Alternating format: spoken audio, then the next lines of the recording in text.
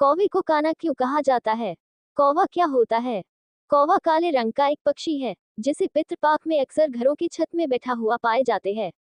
इस पक्षी को पाला नहीं जाता है।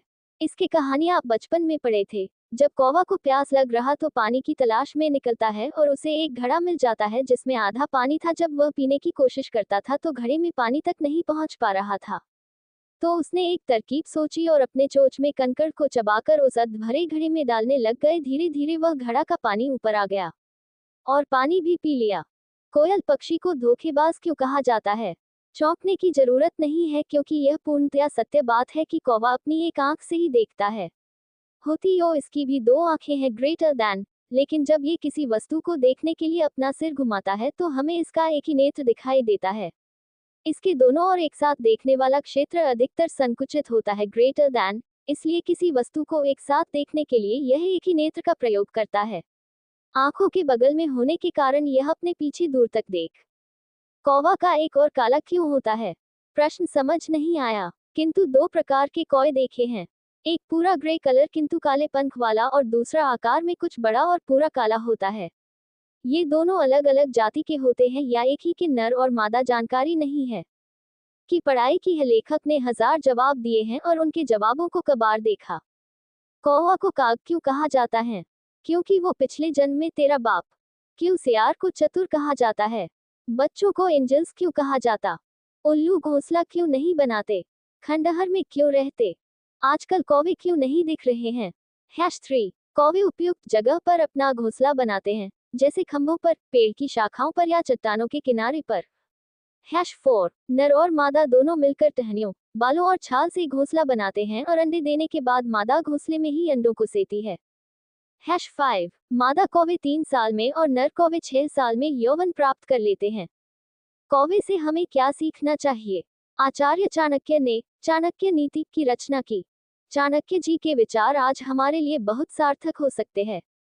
आचार्य चाणक्य ने अपनी चाणक्य नीति के द्वारा ऐसी ज्ञान की बातें बताई है जो आज हमारे जीवन में पूरी तरह से लागू होती है। कौवे से हमें 5 बातें सीखनी चाहिए। पहली है कि इस कठोर दुनिया में आगे बढ़ाने के लिए ढीठ होना जरूरी होता है। कोई हमारे बारे में चाहे जो भी कहे, जो भी सोचे, हमें केवल वही करते रहना चाहिए जिसे हमने अपना लक्ष्य साधा है। ढिठाई का सबसे अच्छा उदाहरण है दशरथ मांझी। इस शख्स की ढिठाई पर बॉलीवुड में फिल्म तक बन चुकी है। दूसरा गुण छुपकर सोबत करना। तीसरी बात, कौवा हमेशा चीजें इकट्ठी करता रहता है। कौवा का एक और काला क्यों होता है? आपके प्रश्न में शब्दों की कमी है। अपूर्ण वाक्य प्रतीत होने के कारण उत्तर कैसे दें? हरिद्वार में निवास है। लेखक ने 55 जवाब दिए हैं और उनके जवाबों को 1.4 लाख बार देखा गया है। कौवों के समूह को क्या कहा जाता है? मेरे ननिहाल में हमारे एक पड़ोसी द्वारा पक्षियों को भगाने के चक्कर में एक कौवे की हत्या हो गई। उसकी प्रतिक्रिया ये हुई कि उन अंकल जी का घर से बाहर निकलना दूभर हो गया और ये दशा लगभग 1.5 माह निरंतर बनी रही। वह अंकल एक धागे में कंकड़ बांधकर उसको सर के ऊपर घुमाते हुए अपना सुरक्षा घेरा बनाकर चलते थे, क्योंकि झुंड के सभी कौवों ने उन अंकल को मारने की ठान ली था। खैर, 1.5 माह बाद सब सामान्य हो गया।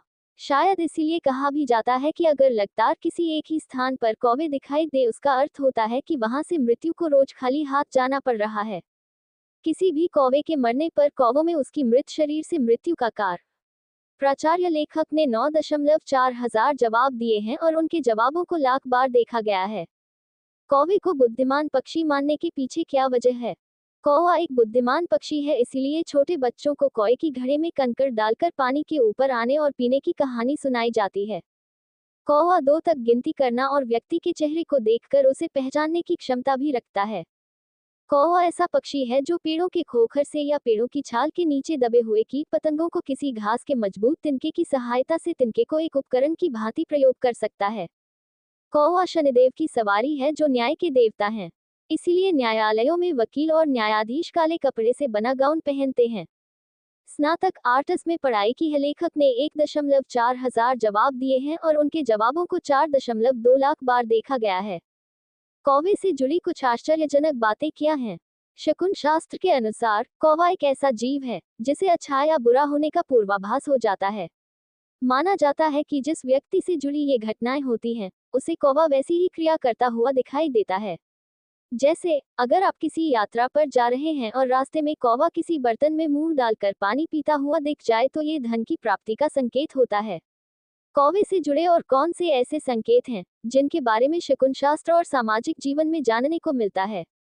1. अगर सुबह के समय कौवा अचानक से आकर अपने पैरों से आपके सिर को टच कर जाए तो इसका अर्थ होता है कि जल्द आपकी। कौवे को बुद्धिमान पक्षी मानने के पीछे क्या वजह है?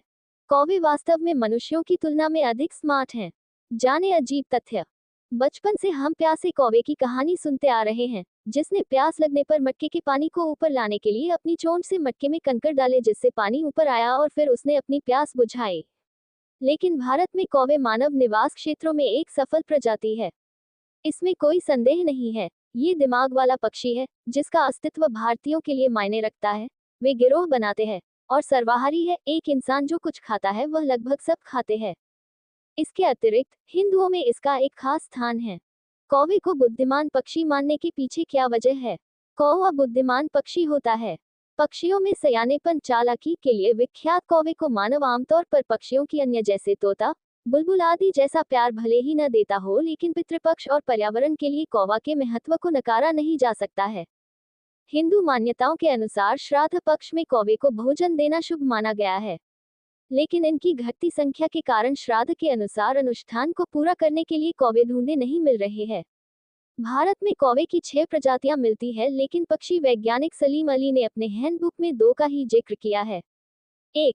हेलो फ्रेंड्स, आज का वीडियो यहीं तक है। आशा करता हूं कि आप लोगों को यह वीडियो अच्छा लगा होगा। हमारे वीडियो को लाइक कीजिए, सब्सक्राइब कीजिए, शेयर कीजिए, कमेंट कीजिए। जय हिंद, जय भारत।